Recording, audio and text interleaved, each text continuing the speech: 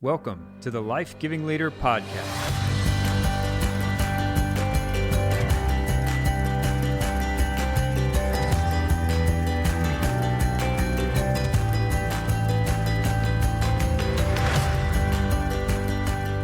What's going on, everybody? Welcome back to the Life Giving Leader Podcast. I have to apologize up front for two things. I'm recording this on my MacBook without a microphone into the MacBook speakers, and I apologize for the sound, but I'm in a hotel room in Orlando trying to get this thing up and running, and even my headphones aren't working. So we're just going to go with it. I'm not going to talk much. A couple things to let you know about. Again, connect with my friends at Retro 8 Films if you need a good film crew, a good video, all that jazz. But this episode, again, retro8films.com. Sorry, I jumped around. But this episode, I don't need a lot of setup because I'm going to spend a lot of time in the conversation with my longtime 15-year executive coach, Fran Lamattina, coming in with dropping wisdom, dropping knowledge. But just give you a little context, a few weeks ago, I was really convicted that a lot of leaders don't understand the differences between coaching, consulting, and counseling, and the importance of keeping a coach in your life no matter which position you're in, no matter where you are in an organization. And I just think this is a phenomenal chance for all of us to learn together and be together and figure out more and more about what it means to be coached and move forward as leaders. And Fran is the best at it. And so, again, I apologize for this part, the hosting sound. The rest of it should sound great, but I'm really, really glad that we get to do this. And so my encouragement is, again, if you've been listening to the podcast, and man, I'm really grateful. We just hit over 3,000 downloads in the short 2-month period, and I'm so thankful that you would take the time to listen. The other thing, though, is I think there's going to be people in your organization, people on your team, people above you that are going to need to listen to this conversation. So I just ask you, would you share it with them? Would you pass it along in a way that you're going, hey, I think you would benefit from this conversation. So thanks for listening, and I don't want to go too much further. Fran started coaching me and my team at Brownsbridge about 15 years ago, and I just fell in love with coaching. I fell in love with Fran, and she has been just a legend and a life send for me. So without further ado, here's my conversation with my personal longtime executive coach, Fran Lamattina.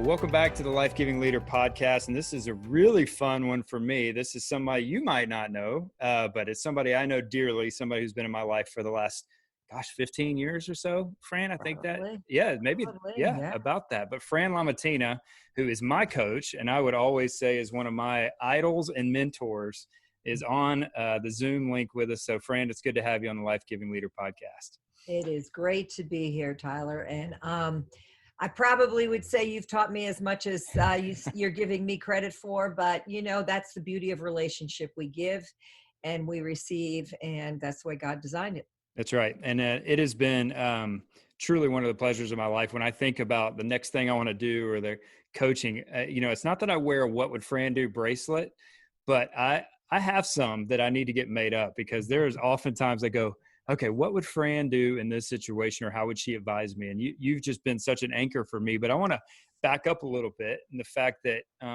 you broke into coaching before it was really a big thing, and you've been doing it a long time. So let's just, for the listeners, tell us a little bit of your story of how where you came from, and then where coaching started intersecting into that story.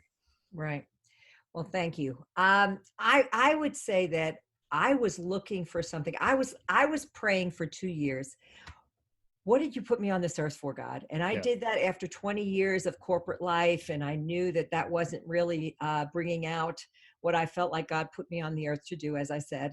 And I just started praying about it. And a friend of mine said to me, Fran, you should be a coach. That's just who you are. I said, I don't even know what a coach is. The truth was, I had started working on a PhD. I got a master's degree in business when I was, right out of school, right out of college, and started in the business world in positions that I never even should have been in. I was able to do all sorts of cross-discipline leadership, and it was gifts from God throughout my life. I've had mentors in my life that have been gifts from God. And so, I had all this input, all these advantages. And I was praying, what did you put me on this earth for? So the friend of mine said to me, he said, Fran, you should be a coach. That's just who you are. And I was like, what is a coach? I had started working on this counseling PhD, and our graduate assistant who was preparing us for the first test said 85% of the people that go for counseling just want a Band-Aid. Well, I didn't want to work with Band-Aid people. Yep.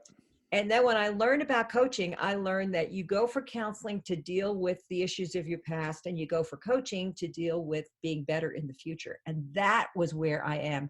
My number one strength in Strengths Finder is strategic.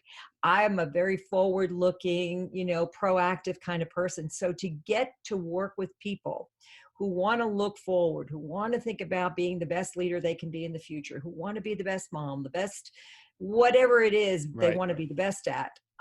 That's what I love. So over time, I was able to get a PhD in professional coaching and human development, and really, really see some statistical background and support for the fact that self-leadership is really the key for people's success.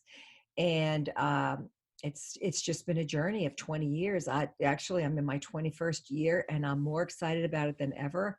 I feel like what's happened to me personally as a result of it is, as I work with people like you, Tyler, I say to myself, am I doing that? The self-coaching that Yeah. goes on these last 20 years as I've been coaching have been the best years of my life, because I not only have a coach, but I self-coach because I realize I don't want to have regrets. I don't Yeah. want to look back and say, oh, I need counseling for that. I want to look forward and say, this is where you need to go. Walk in it. Did you have a moment where you realized you needed a coach? Was that, did you have someone walk when you were in corporate America walking with you, or you saw it modeled that you went, I did. I actually did. The CEO, I was working for Ron Blue at the time, and the COO of the organization, his name was Roy Ludwig, and I say was because he unfortunately died very young in life. And he coached me for 3 years before I even understood what it was. And one of the things that God really impressed me with that was, I've got to be a steward of those 3 years. And Yeah. he helped me in so many ways. That's why I said there have been so many people. I had a spiritual mentor for 20 plus years who walked me through a lot of spiritual growth. I've always had people in my life that I've looked to that are further along than I am in any particular discipline. And fortunately, I've been able to tap into their wisdom over the years. Yeah. So you touched on this for a second, but I think a lot of listeners are going, okay, wait. You've got coaching, you've got consulting, you've got counseling. Well, they all kind of mesh together for me. Can you kind of give some basics of coaching for us, for listeners that maybe want to know more about it? It sounds interesting to them, but they get confused between, and I know we've learned kind of how we like to distinctly create these lanes. Can you talk about those three specific disciplines, coaching, consulting, and counseling, and how they're different? Sure. Well, I've already talked about counseling, where you need to deal with the issues of your past in order to be effective in the present. So there are a lot of people that are stuck. They cannot move forward because they've got some issue in their life that they keep tripping over. It triggers their behavior that really sabotages them. So a lot of times people come for coaching, and in the process I say, you may want to get some counseling on that area of your life. Yep. And I'm a believer that you don't get counseling for everything. Some Right. people say, I need a counselor because I need to be totally reconstructed. I don't think that's the case. I think most people have areas in their lives that they need to talk through to get over just the pain and the grief of that aspect of their lives. So you as a coach, if you're dealing with a client and you realize they're stuck in some past stuff, would you refer them to a counselor in that I do situation? all the time. Absolutely. Yeah. Not all the time, because not everybody needs it, but I mean, when they need it. Yeah. And frankly, that's what happened to me. My dad passed away, and there were all sorts of issues that came up with our family, with my siblings, that I didn't even know were there. Yeah. And they came up, and I got some counseling then. And of course, in that process, I realized there were a lot of things that butted up against it. So it was a little detour while I was in coaching, but I stayed in both. Some people need to keep all their energy on one or the other. Yep. Some people can do both simultaneously.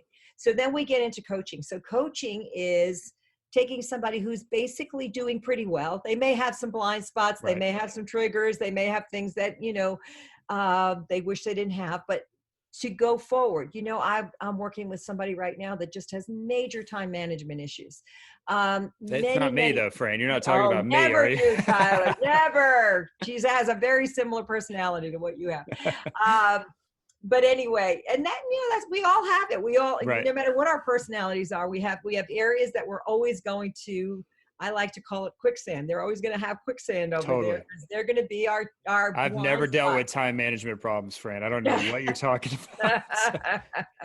So that's one. Then you got somebody like me who's a strong charger or whatever, and conflict has been my area. Yeah. So many people. I mean, I remember James Dobson when he was still doing Focus on the Family, and he said only 5% of marriages are intimate, and the reason is they can't deal with their conflict. Well, it's the same way in the business world.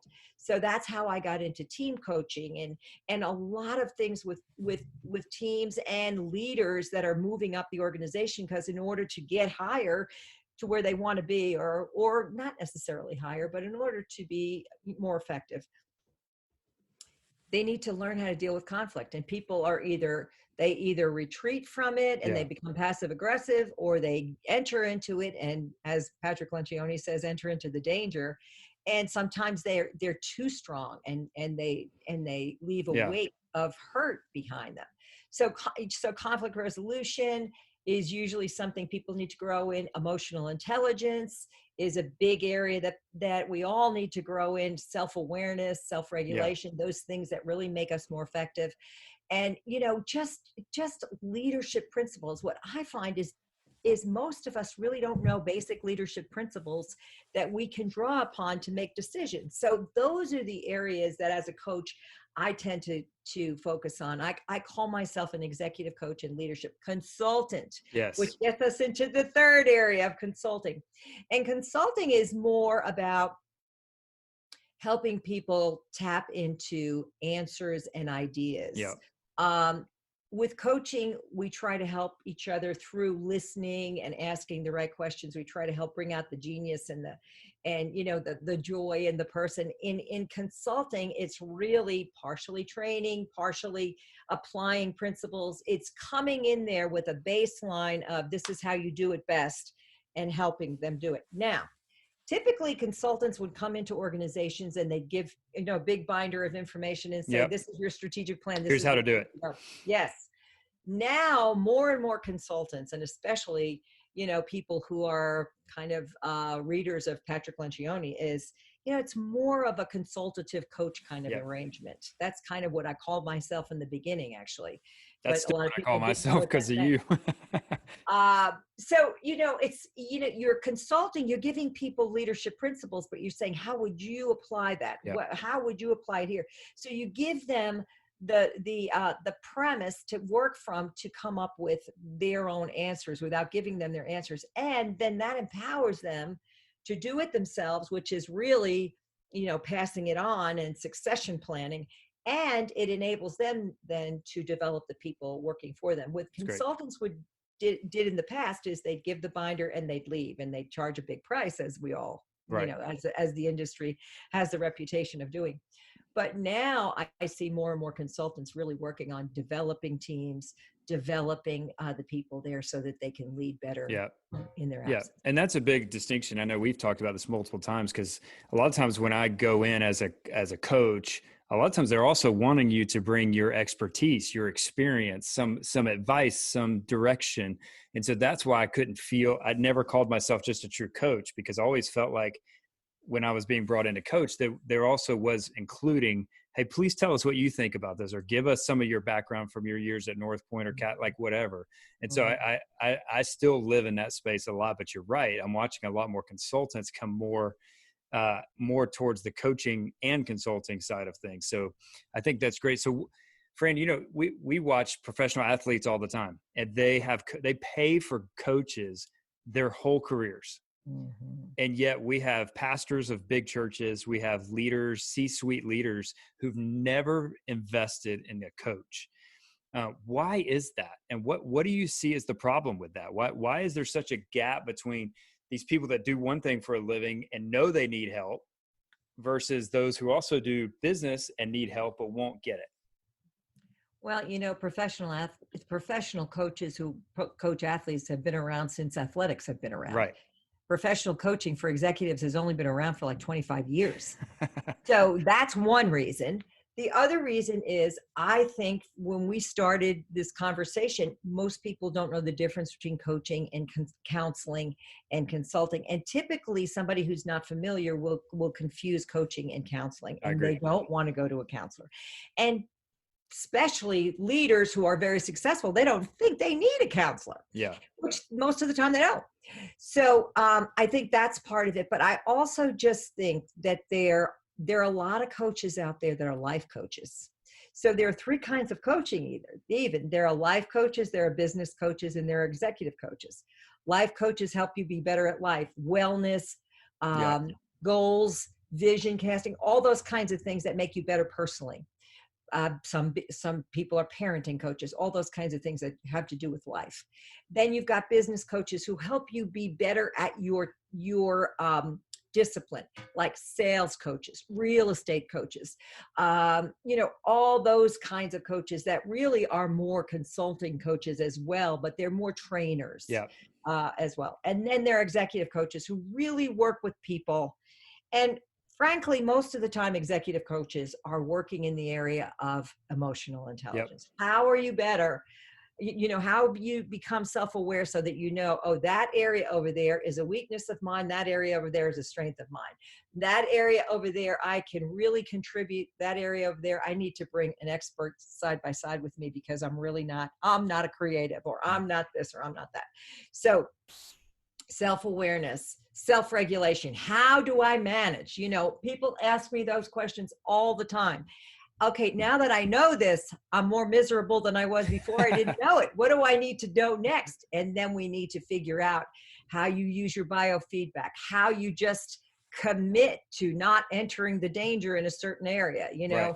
I have to, one of the things that I've learned in self-regulation is there are certain topics in our family when we go for Easter and Christmas and all the holidays, we just don't talk about it because it kind of blocks the love channel. We disagree on it. We know we disagree on it, but it's not worth we love it, is each it? other. It's not something that we need to enter into on a holiday.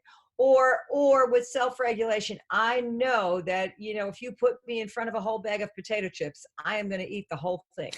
And, it's just, I have to self-regulate. And sometimes that means I take a few out and I put the bag away. And for other people, it means they can't have it in their house. Right. Whatever it means for self-regulation, and then empathy. I just talked to somebody who said, I'm really low on empathy. You're high on empathy because you're more of, if we use the disc, you're more of an I personality.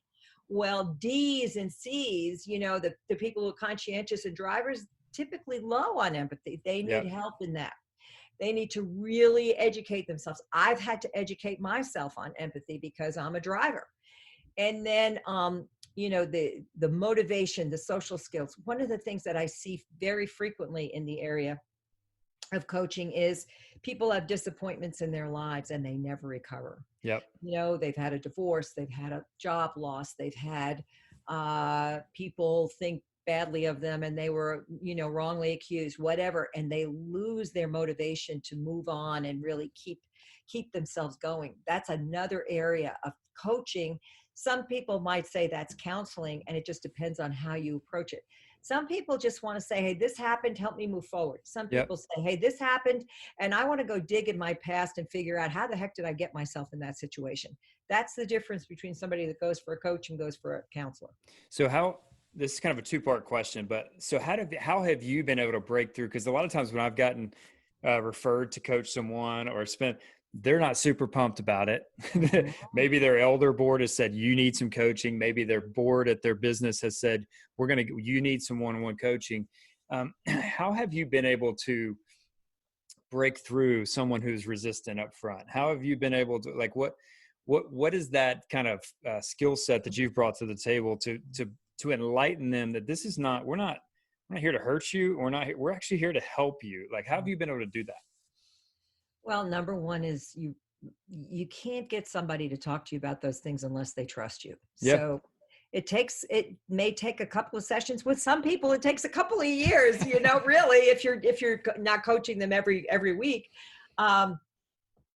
So it just depends on when they trust you and when they start trusting themselves, when Yeah. they believe that they can really overcome that. I'll never forget, I had a client one day say to me, when do you think I'll be ready to handle a 360? I'm not sure I'm strong enough yet to handle a 360. I've had And two and I'm still not ready, Fran. I've been doing this a oh, long time. oh, you are. But it's because you had I've one had years two. ago. Yeah. They Two. hurt, Okay. Yeah. And but they they're do hurt. amazing. It's the best They thing I've hurt. ever done.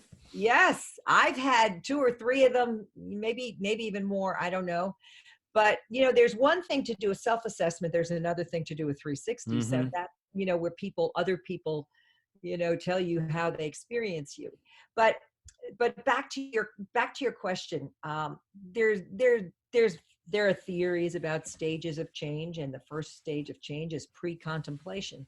Pre-contemplation means you're not interested, and then they get into contemplation. You got to get them to that place where Yeah. they're interested to contemplate.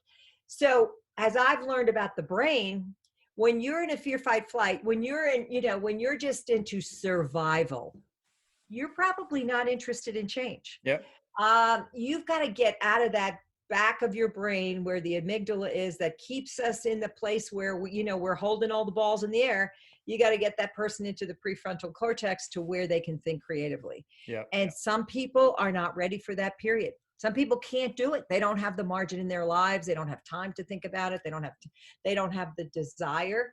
And other people just have never, ever entered that. And it takes a while, and it's scary in the beginning. Yeah. So working with them, that's the part that I love about coaching. There are coaches that help people reach goals, and those are important. There are a lot of people who have never had goals in their lives. There are loads of statistics out there about, people people accomplish that have goals, that people who don't.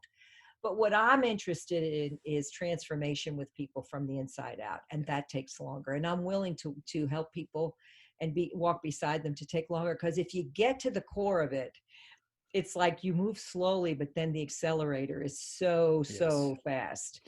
And Jim Collins calls that the flywheel effect. Yep. But that moves quickly, but sometimes you just have to be patient. I like to call it priming the pump.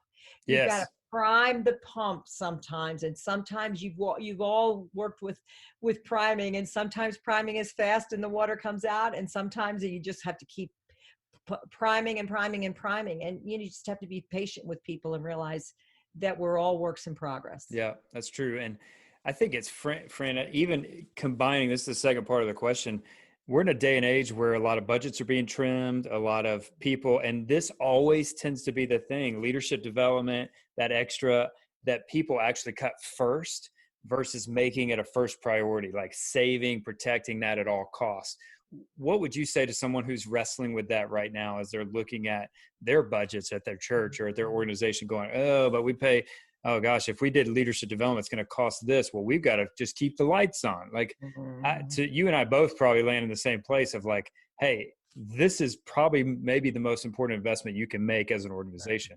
What would you say to someone who's wrestling with that? Well, first of all, statistically, they say that if you're not spending 3 to 6% of your budget on development, your business will eventually go bankrupt, because you're not working toward the new skills that you need for the ongoing challenges. Right. It's just the world is moving so much faster than it ever did. So Right. for me personally, I say, okay, am I spending? In fact, I have a tendency to spend too little myself as a private business owner. And, that's where I want to make sure I have a coach. I want to make sure I'm going for training. I want to make sure I'm learning a new assessment every year. I want to make sure I'm learning more about conflict resolution. I want to make sure I'm learning all the things the tools that I need to be better. So that's one thing, but many times there are organizations that are not, they don't believe that. They don't believe in that. In fact, when I help people change jobs, I say, go to a company that is committed Yep. to staff development. Don't go to a company, ask those questions. Don't go to a company that doesn't do that. because you will find that they'll treat you, as Jesus said, the pagans lord it over. I think Yep. companies that don't do staff training are lording it over. So I would choose a company like that. One time I was asked by a pastor to come in, and I talked to the elders. And I remember saying to the elders, you can let this guy go because perhaps he doesn't have the skills you want, but you're going to go through a search committee. You're going to go through, getting him on board and the people learning about who he is. What is the cost benefit analysis of investing in this person who's committed to your congregation versus bringing somebody else in that may or may not work out, and that you're going to have to start from scratch? The cost benefit analysis of developing people is so much less expensive, Yep.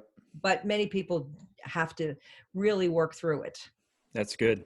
So if someone said to you right now, Fran, I want to be a better leader, I don't know where to start. Is there an article, a book, or something that's kind of, you're like, hey, if we're not in a, like, just your generic start here, this is what I would encourage you to go read or think about? So I have two favorites that are timeless, I think. Number one, in Harvard Business Review. Harvard Business Review has done a fantastic job of making all their articles available now. You can Yep. pay a very small fee to have access to everything that's been out there. But anyway, they do the top 10 articles on leadership. And always the first one is What Makes a Leader by That's Daniel it. Goleman. Yes. And emotional intelligence, it is the best article I've ever seen that describes emotional intelligence in a 10-page summary. Yep. Another thing that I am so big on that has really changed my life and many people's lives is 7 Habits of Highly Effective People. I mean, this book has just experienced its 30th year in print. It still sells way over 1 million copies a year, which, many authors would Never like come to close have. to that, Fran. Exactly. But I'm just saying, when people say to me, well, that's an old book, I'll say, if you had a book that was selling over 1 million copies every year and it was 30 years old, I wouldn't call it a new book. Call it Now a legend. they change it a little bit, but learning to be proactive, learning to begin with the end in mind, learning, prioritizing time, learning that if you don't sharpen the saw, which means read and educate yourself and keep learning. So many people stop learning when they get out of Yep. school. Yep. And for me, I just love it, and I love to read these articles. It's really a big deal. In fact, in my PhD dissertation, I was asking coaches how much of their time they spend reading books, podcasts, articles, all listening to podcasts, reading articles. The people who were the most successful, hands down, did all that stuff. Yep. And it's not just coaches, it's everybody. I Yep. mean, it kind of is duh, that of course. But the question is, do you do it? Do Yep. you commit to reading? Now, I'm not like a lot of people that commits to reading 50 books a year or even 20 books a year. But what I read deeply for application. And that, to me, when I say to people, when people say to me, I'm not a reader, I just encourage them, read for application. Yep. If you need to read summaries, get something where you're going to bring that into your heart and soul so that you can get better. So one of the things I love about you, Fran, is you are obviously a female leader who came into coaching, executive coaching, one, when it was a new thing, but also as a female coach coming in and, speaking into probably a pretty male dominated space at times, and different, depending on the sphere you're in and whatever. What's one or two things you learned? Because we did a podcast a few weeks ago with Joe Saxton, just talking about the opposite of empowering women is disempowering women, how that plays out.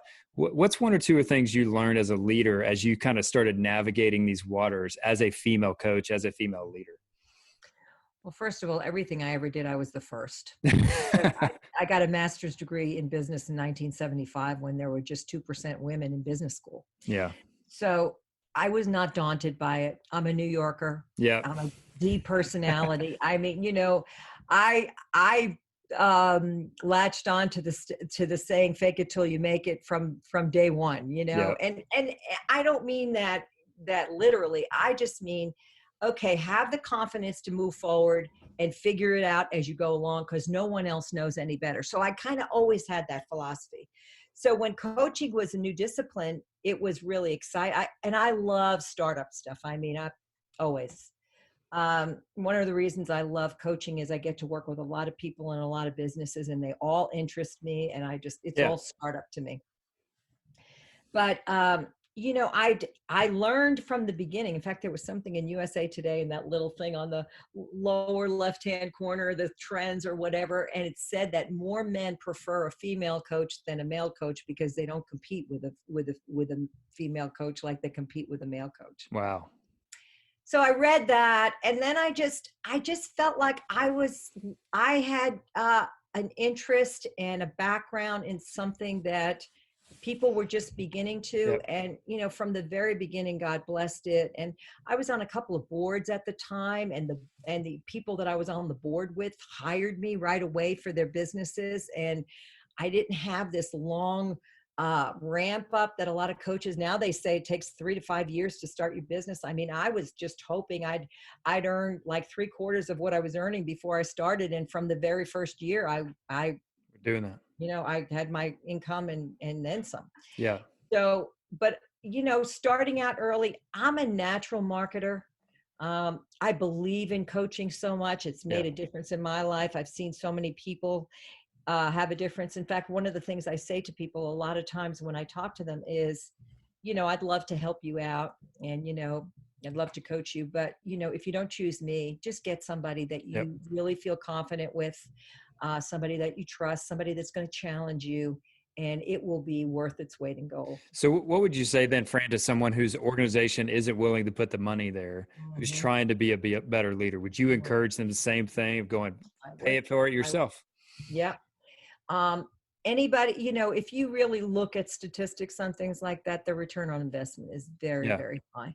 And, here's the other thing about coaching with, if your company doesn't pay, there are so many books out Yep. there that are self-help books. Your books are tremendous with that. You can really, if you're a good reader and applier, you can do that for yourself. Yeah. And you can ask somebody, especially those of us in the church. There are so many people, the older and wiser, that are willing to mentor us. Sure. Like I told you, my spiritual mentor of 20 something years, whenever I called her up, she was available to me. And, if people call me up a lot of times, if I know them and know Yep. their situation, I'm happy to spend time with Yep. them, but there's just not a lot of me to Yeah, move around. you're pretty. I remember going to you. You were coaching our team when I was working at the church, and I remember sitting in a meeting when you were coaching our team, thinking very similar to what your moment was, which was like, I could do that. Like, I love this. Like, I love Mhm. everything about it. And you and I had become good friends. And so I remember sitting in your office at North Point, going, "Hey, I think you should hire me," or something along those lines. You're like, "No, Mhm. I'm not hiring anybody. I've never done that." But you're that conversation helped be a springboard for me going, because I remember you sat back and you're like, yeah, but you do have some uniquenesses and your love for coaching. Here's some spaces that would be fun. Like, it was one of those very instrumental moments for me without it even being like an official thing. It was just Mhm. us having a great conversation about it. And I think there is a posture to coaching, which is a lifelong learner. And that's what you Mhm. are. That's what I've always loved trying to do. And that's what I love trying to do with other people. Um, I don't know. I'm just trying to think through, how do we help leaders who are wondering what the next step would be? Or, I've got one more question after this, but what is that next step in your opinion? If somebody's listening to this and going, okay, I need to do something about this, where Mhm. would you send, or what would you encourage them to do?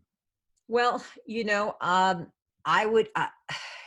There are loads of websites. You could just go online and say, Yeah. do you want to meet with somebody in person? Then you look for a coach in your area. Do you want to meet with somebody who's got a specialty? Well, Yep. you can do that. I'm in the process after 20 years. I've never had a website. I I know, would Fran. normally say go do you, but I now am developing my website because I'm changing a little bit the way I approach life. But if you're interested, feel free to write to me, Fran at strategiesforgreatness.com. But I mean, there are loads of ways that you can find coaches in your area. Ask other people who you think are successful. Hey, do you have a coach? Right.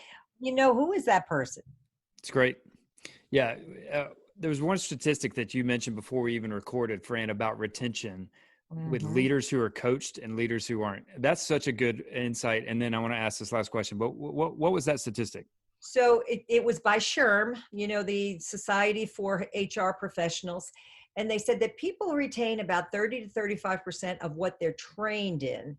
And they actually retain 75 to 80% of what they're trained plus coached in. Wow. And so retention is the beginning of application. So if you Yes. don't remember it, you can't apply it. So this is what it really helps. And It so just that's shows the you the difference. yes. It's just showing you another statistic that says someone walking along you who has some experience and some expertise helping you become a better leader is Mm. massively helpful. Mhm.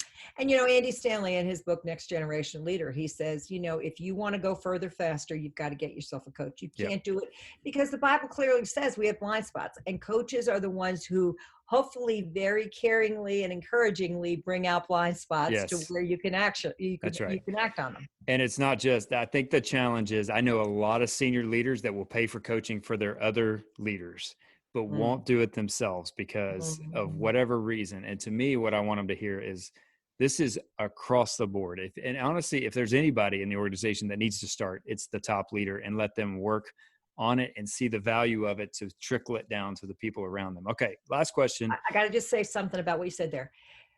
The stronger you are, the more successful you are, the more you need a coach. Agreed. Because the less flexible you are, usually the less self-aware you are, and the harder it is for you to change. The stronger personality, I would never have thought this had I not experienced it myself in the quote laboratory of my practice.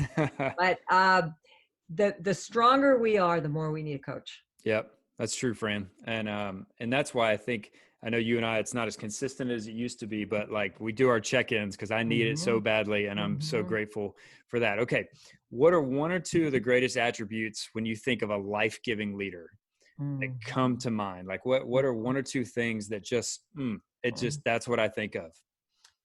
So I think a life-giving leader has to be so surrendered in themselves to where their conversation is focused on the other person rather than themselves. Mm, So if the other person is a feeler, you use feeler words. If the other person is really strategic, you try to use contextually strategic things. So I think a life-giving leader is one who is not about themselves, it's about the other person. And with that, I think the life-giving leader is the one who is committed to bringing out the best in other people and it's not about them anymore. yep. It is about everybody else. That it's that we're stewards of our leadership gifts. Not stewardship is far more than stewarding money. It's stewarding every experience God's given us, and those are the life-giving leaders that Love I it. think. I love it. Well, Fran, you mentioned this Strategies for Greatness is your non-existent website, but I know people can keep up with you that way. Again, you guys can reach out to me on DM. I can connect you to Fran if that's somebody, or if you just want to know more about coaching, we could talk about it. But I don't want to miss an opportunity to publicly say thank you to you for being on my side, being a partner in this for the last 15 years, and I write about you, you know that like you really have been a mentor and friend for me that I will never, ever say enough words about. So thanks for doing this, but also just thank you for your investment in my life. Mm. Well, we as coaches get the privilege of that, and it's you're as important to me as hopefully I am to you, and it's just been it. I never want to not be in your life, Tyler. So Well, blessings to you. thanks, Fran. Take care.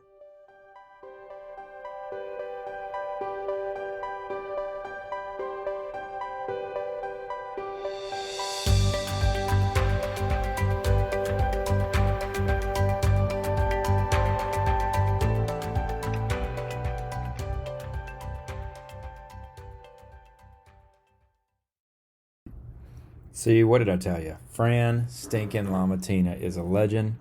I don't have words really to describe her impact in my life and the people that I know she's impacted as a coach. And so that's why I wanted to do this, because I watched a leader impact me through coaching.